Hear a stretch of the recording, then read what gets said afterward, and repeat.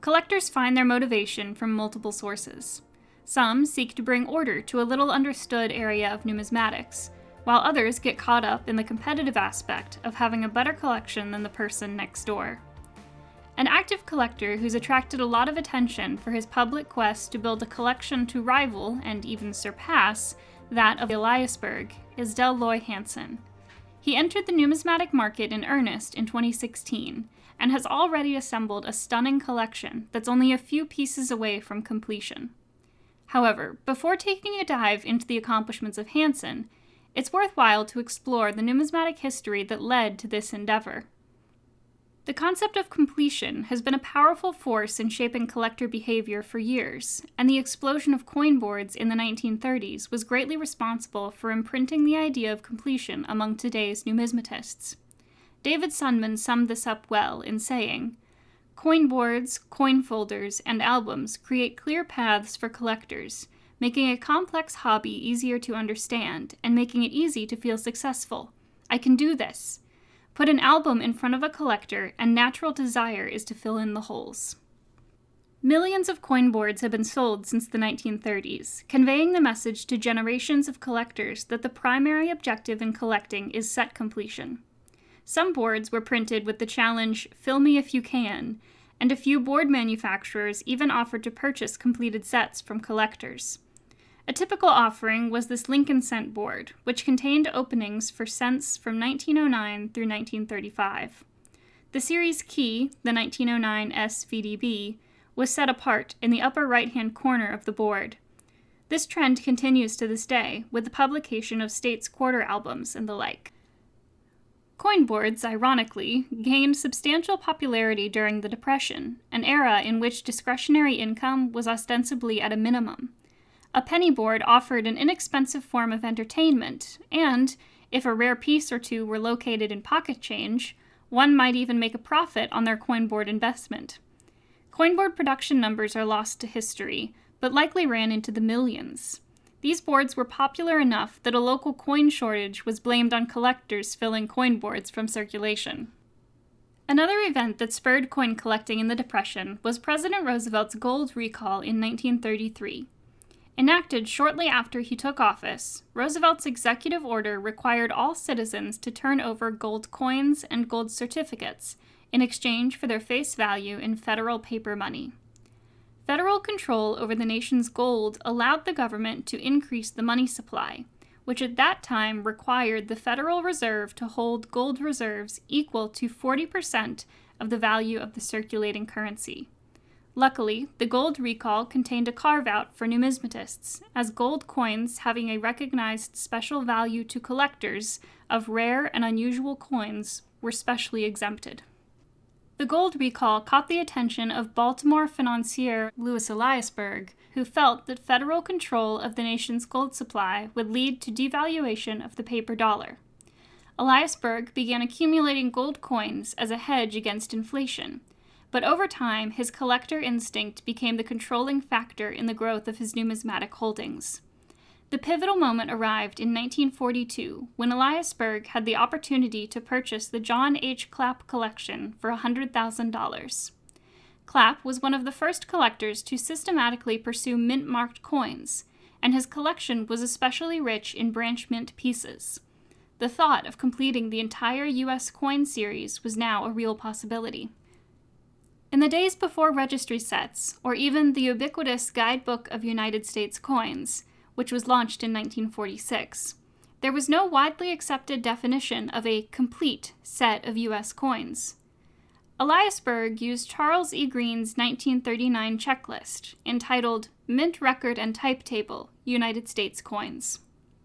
Eliasberg worked with all the major dealers of the day, including Stax, B. Max Mell, and others. He completed his collection on November 7, 1950, with the acquisition of the unique 1873 cc No Arrows dime. Remarkably, Eliasberg had dropped out of the bidding when this coin appeared at auction a few months earlier, feeling that the coin was not worth the price it sold for. In the end, Eliasberg acquired the piece for $4,000, a small premium over the winning bid in the May 1950 sale. The completion of the Eliasberg collection generated enthusiastic publicity. most notably with national coverage in the April 27, 1953 edition of Life magazine. Life was a highly influential publication, with circulation as high as 13 million copies per week. The 3-page spread included key coins in the collection, many published in color for the first time. Life noted a number of unique pieces and remarked that not even the U.S. Mint can duplicate the collection. These Pop 1 coins included the 1870s $3 gold piece and the 1873 cc No Arrows dime. Other important coins included the 1822 half eagle, unique in collector hands, and of course examples of the 1913 Liberty nickel and 1804 dollar, the two most storied American rarities. Eliasberg graciously shared his collection with the public and exhibited it at area banks in addition to a 4-month exhibition at the Smithsonian Institute in 1960. The final exhibition occurred after Eliasberg's death at the Philadelphia Mint in 1976 and 1977. Harvey Stack was instrumental in working with the Eliasberg family to secure a commitment for this exhibition. The public attraction was strong, and the New York Times repeated a 5-fold increase in the number of mint visitors during the exhibition. Following Eliasberg's passing in 1976, the collection passed to his sons, Louis Jr. and Richard. Louis elected to consign the gold portion of the collection to Bowers & Ruddy in 1982, while Richard sold the silver and other portions of the collection through Bowers & Morena in 1996 and 1997. The gold portion of the collection sold for $12.4 million in 1982. Highlights included the unique 1870s $3 piece, which hammered at $687,500, and the 1822 half eagle, unique in collector hands, which sold for the same amount. An 1854s half eagle, one of 4 known, sold for $187,000, while an ultra-high relief 1907 Saint crossed the block at $242,000. The remaining Eliasberg U.S. coins, including colonial, patterns, copper, and silver coins, were sold in 2 sales by Bowers & Morena in 1996 and 1997. These 2 portions of the collection sold for a total of $31.4 million. Highlights included the 1913 Liberty nickel, which sold for $1.485 million, representing the record price for any U.S. coin at that time. The unique 1873 cc No Arrows dime sold for $550,000, while the famed 1804 dollar brought a record price of $1.815 million. The 1885 trade dollar, one of 5 known, sold for $907,500. While the Eliasberg collection is today firmly fixed in the public mindset as the only complete collection of U.S. coins ever formed, subsequent events create a rationale for reconsideration. The unique 1870s half dime, only discovered in 1978, was not present in the Eliasberg collection. The sole 1933 double eagle in private hands, declared legal to own in 2001, was not present in the Eliasberg collection, although he did at one time own an example that was surrendered to the Treasury Department. Moreover, Eliasberg did not treat mint state and proof coins as separate types. Although consistent with collector tradition of his era, today's collectors typically recognize this distinction. In recent years, the collectors Gene Gardner and Phil Kaufman have formed important collections around this theme. Regardless, the concept of completion remains synonymous with Eliasberg, and the Eliasberg collection sets the standard for anyone venturing a similar claim. Following the conclusion of the Eliasberg sales in 1997, most numismatists held that the idea of duplicating or improving upon Eliasberg's collection was simply impossible. Rather, the Eliasberg set was thought of as an alignment of the numismatic stars during an era in which the key pieces were relatively less valued. Coins that Eliasberg paid a few $1,000s for might sell for $1 million or more today. Enter Dell Loy Hansen. Born in Utah in the early 1950s, the young collector, like millions of others, filled Whitman folders from pocket change and other sources. The early collections were when I was a kid, I'd go to the bank and get a roll of 50 pennies or a roll of nickels, and I'd open them up and go through it. And I'd look for silver nickels, 43s, and steel pennies, and just anything air. I used to collect S mint marks on pennies, and then I'd have these rolls of those that I'd find. I wasn't even doing full collections. But it was just a hunt. And it was always hard to find enough money to put back in the rolls so I could go get a new roll. So money was tight when you're in second grade, and every nickel was a nickel. You had to find another nickel to replace it with, and it wasn't all that easy. But it was fun, and I think a lot of us kids had quests. We got the Whitman albums and started filling in the holes, and I did pennies and nickels and dimes, quarters, and just had fun with it through elementary. Remarkably, some of Dell Loy's childhood collection is preserved today, and includes the sort of circulated examples one might expect to see in such a collection, such as an 1887 Morgan or 1922 peace dollar. Like many collectors, Hansen took a break from collecting while launching a family and career. He founded the Wasatch Group in 1988, which manages a multi-billion-dollar portfolio of commercial and residential real estate. In recent years, Hansen has diversified into media, professional sports, medical research, and is active in many philanthropic efforts such as the Hansen Scholars Foundation. Hansen's return to collecting began in his 30s and took off in 2016, when the beginnings of his current endeavor came with the heritage sale of St. Gaudens double eagles. I kind of went into a coin shop here in Salt Lake, all about coins in my 30s, and I thought, I like coins and I want to collect it, so I started a type collection, and I worked with a local dealer here to help go to coin shows and hunt for type coins. I filled in a type, and it was kind of weird because all of a sudden he was bringing me coins in these plastic holders, and I got, well, that doesn't fit in my book. So I had to break them open, tape that little sticker in the back of the book, and put them in the book. And I still have that book today, and it's got like 35 graded stickers in the back of it from when I was in my 30s. That was probably 25 to 30 years ago. When I went back to trying to collect an album, I thought, well, I love St. Gaudens. I love the beauty of that $20 gold piece, and I started just doing some. Barry in Los Angeles, I bought on eBay some coins from him. I identified him there, and I was getting some St. Gaudens. He alerted me that there was an auction in LA, and I had to go to it because it would fill in a lot of my set, and it was a good collection that was being auctioned. So I says, okay. So I went down to LA, and the auction was 4 hours late. So it's literally 11 at night when the $20 after everything else is done. Everybody's in the East Coast gone to bed. It's 3 in the morning. And so we're sitting here bidding. I think I got 18 pieces for about 30% less than what I thought I'd have to pay, and kind of got bit by the bug that, well, this was fun. An auction was a lot of fun, and winning the pieces and then seeing that they had value really kind of caught my attention. So the $20 St. Gaudens back in 2016 is what launched kind of the rebirth of saying, now what do I want to do? And very shortly thereafter, the AWA $20 Liberty Gold Collection was out there, and we negotiated and were able to buy that, which gave me almost a complete $20 gold collection from 1850 all the way to 1932.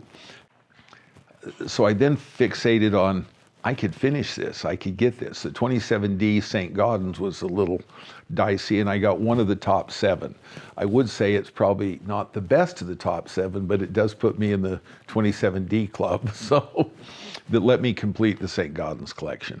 So I have a complete 20, barring the illegal ones.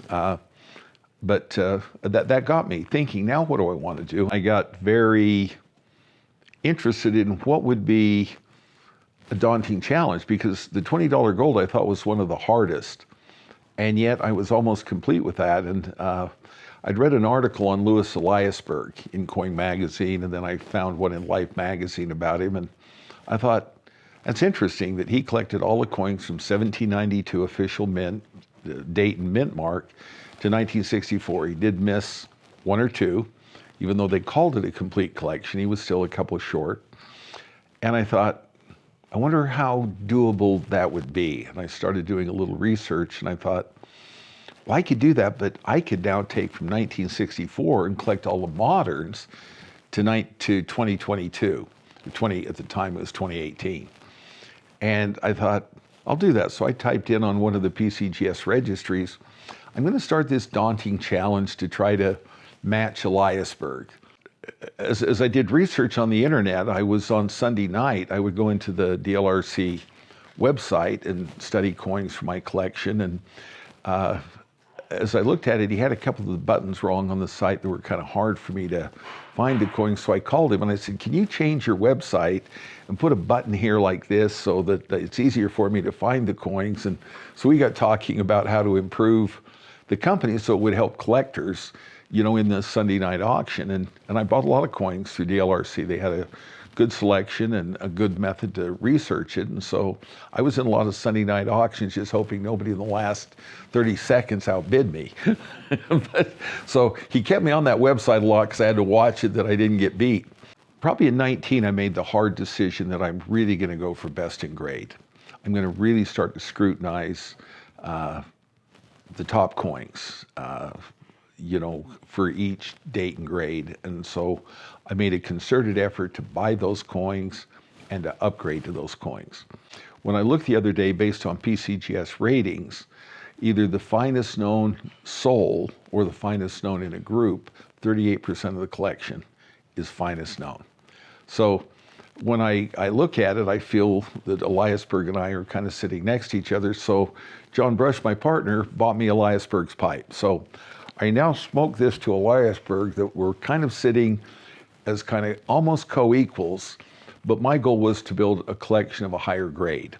And while it's hard to compare because grading services weren't available in Elias's time, I do think that the average coin in the Dell Hansen collection compared to the Eliasberg is probably a better grade. To this day, Brush acts as the collection manager and curator and represents Hansen in the acquisition of additional pieces.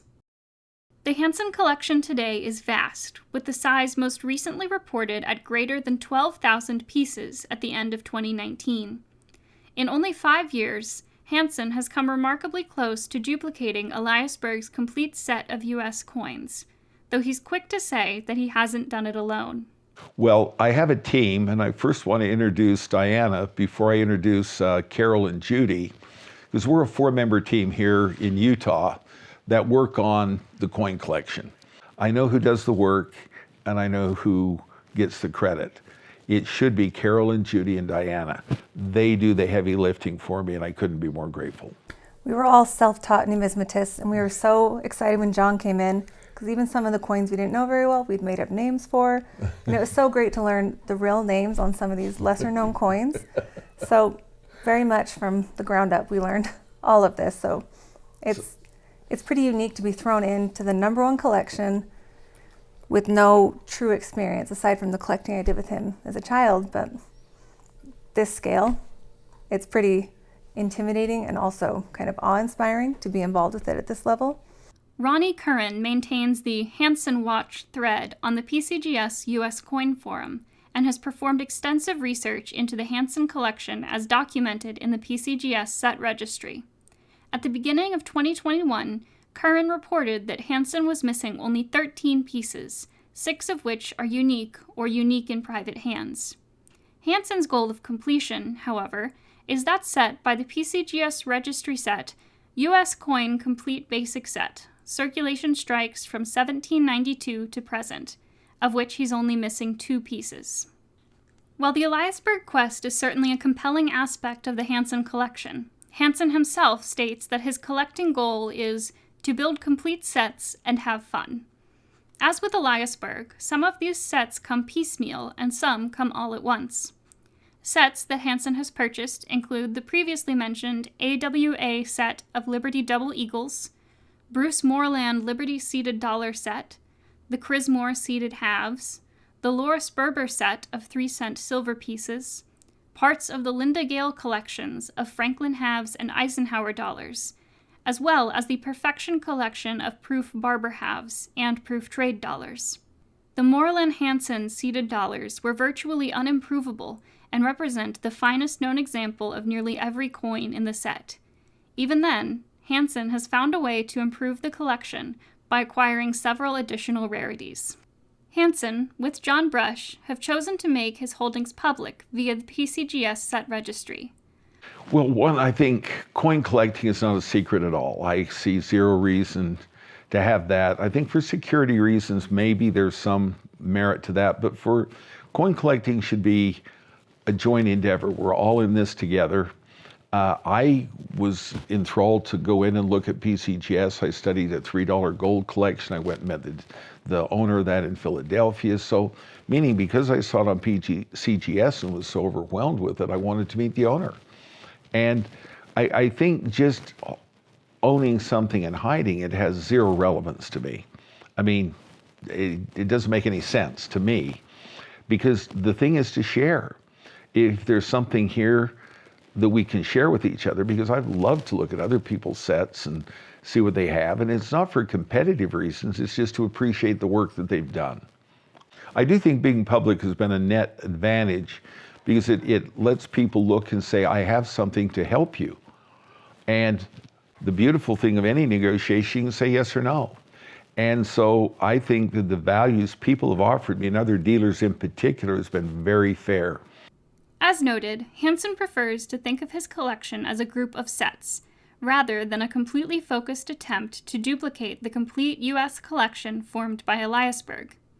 The $20 Liberty Head gold set is illustrative. This is an extensive series running from 1850 to 1907, and the PCGS set registry includes 149 pieces in the circulation strike set.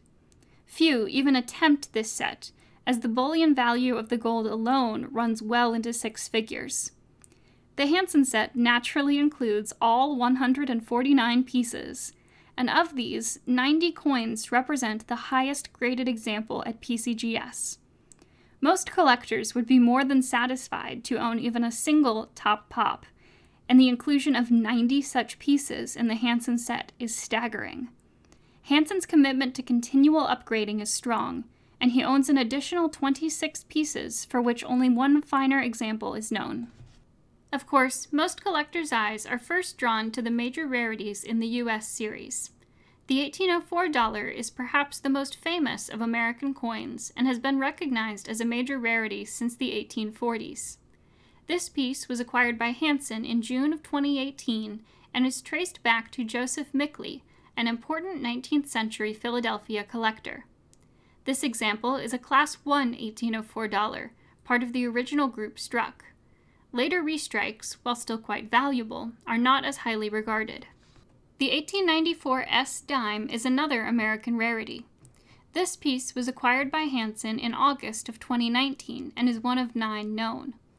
The 1894 S dime was promoted by B. Max Mell and others, and is best known for the tale of the ice cream example, said to have resulted when a young girl, the daughter of the superintendent of the San Francisco Mint, spent an 1894 S dime on ice cream.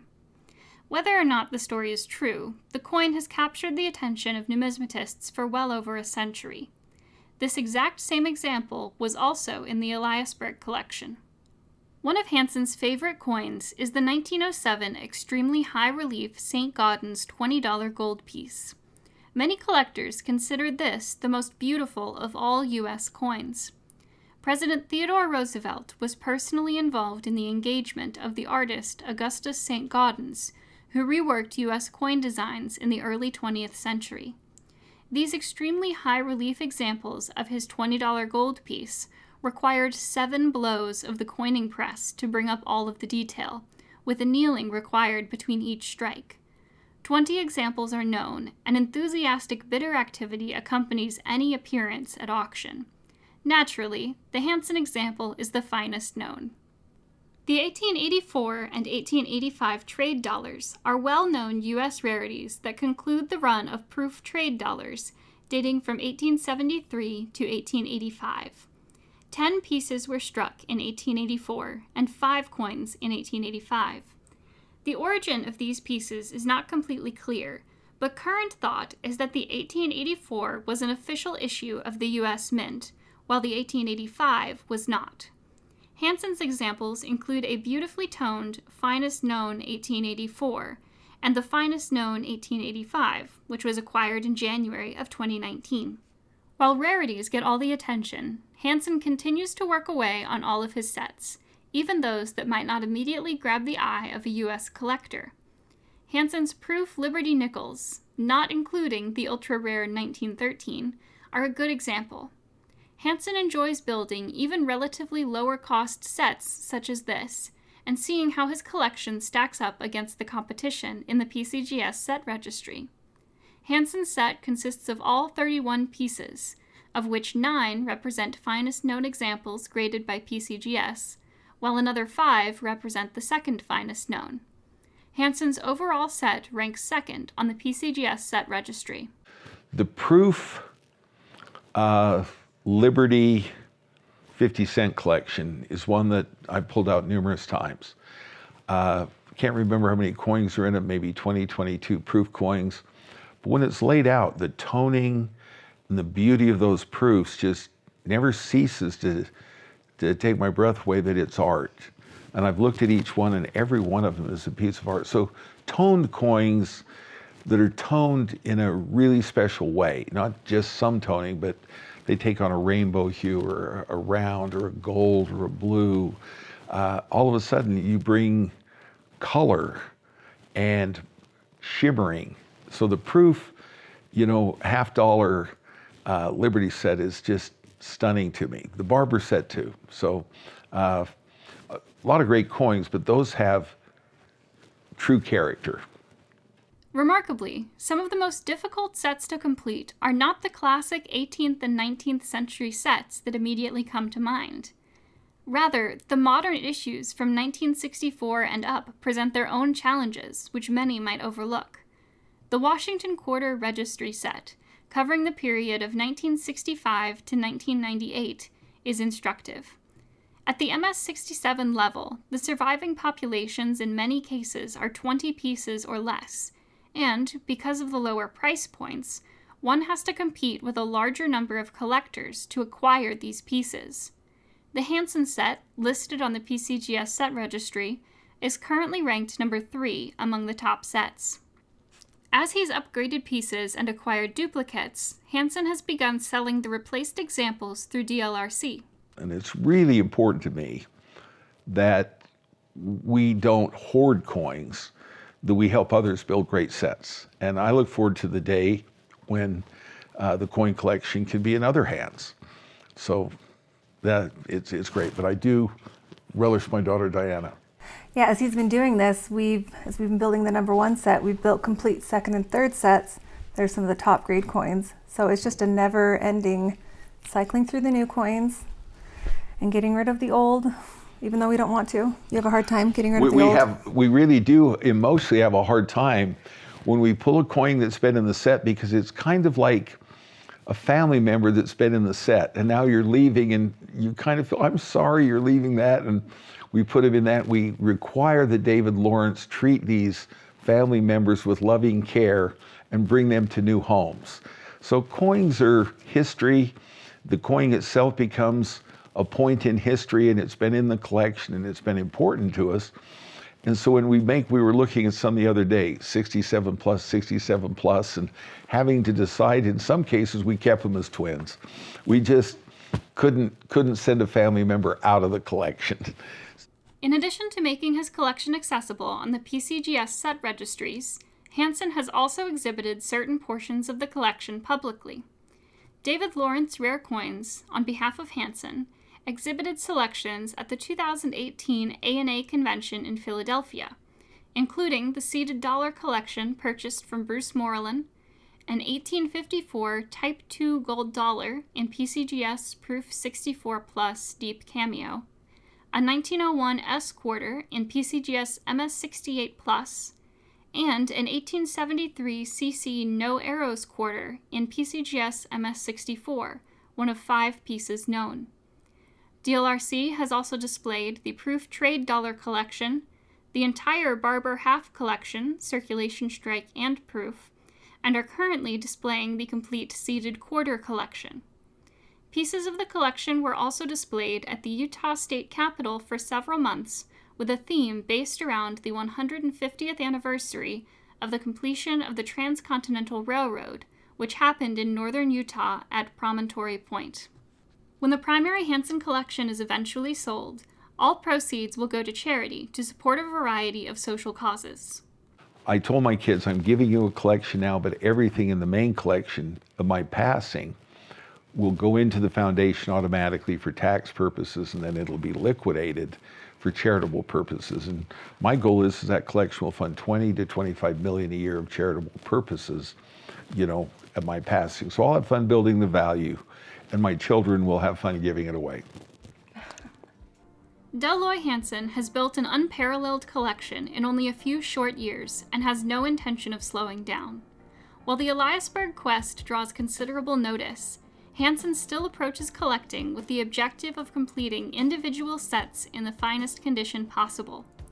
Hansen's transparent approach to collecting has generated substantial public interest in numismatics and represents a unique gift to the collecting community. We look forward to following the continued numismatic achievements that will be represented by the Hansen Collection.